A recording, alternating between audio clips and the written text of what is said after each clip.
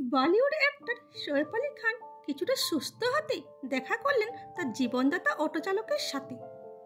Auto চালকের পুরো নাম হলো ভজন সিং রানা।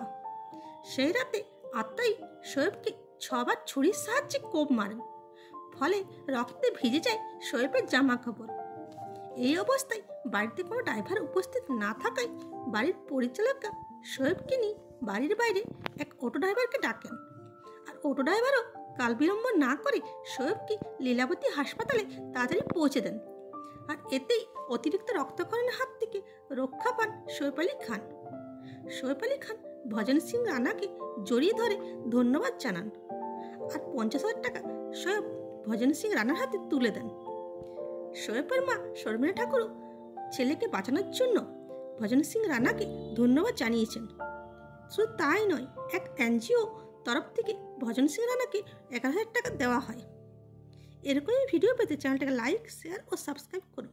আর ফেসবুক, ইনস্টা থেকে দেখে থাকলে ফলো করুন। Thanks for watching.